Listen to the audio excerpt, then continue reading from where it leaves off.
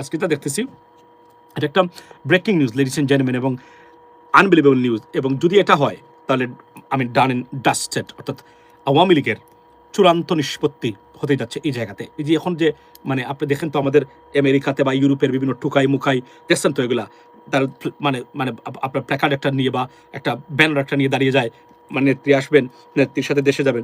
এই যে মানসিক বিকারগ্রস্ত এবং সাইকোপ্যাথস যারা আছে এখনো বিশ্বাস করে তারা এই জিনিসগুলা, they don't even know the fall and rise, মানে মানে পলিটিক্যাল গভর্নমেন্টের ফল অ্যান্ড রাইজ, কখন ফল করে কখন রাইজ করে, বা কখন রাইজ করে কখন ফল করে, এই ইকুয়েশনগুলো তারা জানে না বলে তারা এই ধরনের মিথ্যা প্রপাগান্ডা এবং ভিত্তিহীনতার উপরে, এবং তাদেরও দোষ না, কারণ এরা তো লেখাপড়া খুব কম এবং জ্ঞানও কম, লেখাপড়ার সাথে সাথে জ্ঞান গরিমা একদম কম। তো তারা এটা মনে করে বা তাদেরকে বোঝানো হয়েছে শেখ হাসিনা আয়রন লেডি, পৃথিবীর কোনো শক্তি নাই শেখ হাসিনাকে পরাজিত করার জন্য, এবং শেখ হাসিনা পরাজিত হয় না, চলে গেছে, উনি আবার ফেরত আসবে।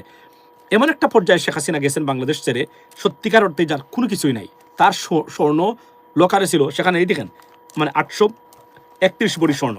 আমরা বলছিলাম এটা সত্য কিনা, we were very skeptical about that, whether it is true or not, but she herself clarified, verified, rectified and witnessed that it is true, অর্থাৎ 834 না 37 বড়ি স্বর্ণ আছে ওনার।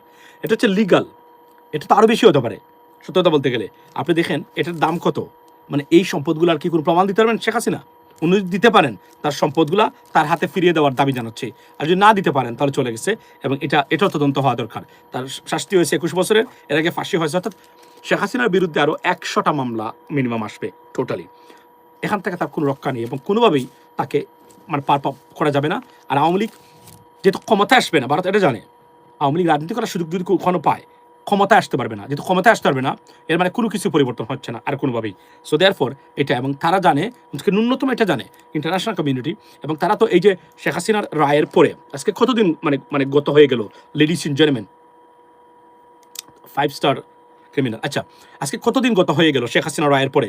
আপনি আমাকে বলেন তো, আমেরিকান কোনো authority, politician, institution, government, European, Middle Eastern, even South East Asian, even Asian, Japan, Korea, একটা South American, North American, right, Pacific Oceania countries, কেউ কি বলেছে যে শেখ হাসিনার এই রায় মানি না, শেখ হাসিনার প্রতি অন্যায় হয়েছে, বিচার ভুল হয়েছে?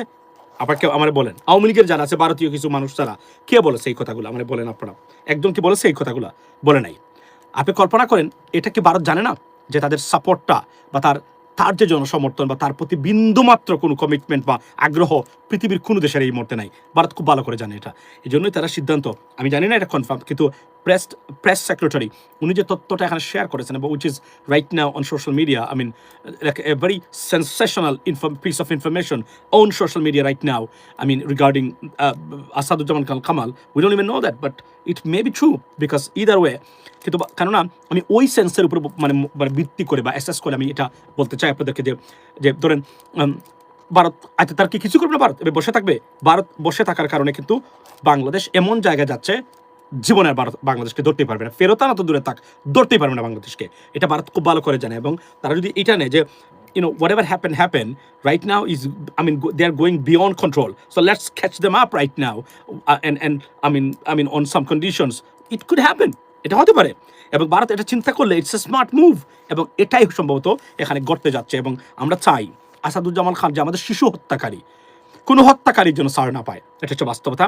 এবং আমরা এটা দেখতে চাই বাংলাদেশের ইতিহাসে এই যে মানে প্রলিফিক হত্যাকারী সে, এবং আনবিলিভেবল একজন বিবেকহীন এবং রেকলেস হত্যাকারী, কোনোভাবে যেন তাকে ছাড় না পায়, এবং তার চেহারায় সুস্পষ্টভাবে প্রমাণিত, এবং আন্তর্জাতিক মানে একটা মৃত্যুক ছিল, ধরুন কীভাবে মিথ্যাচার করতো। আরেকটা মৃত্যুক হচ্ছে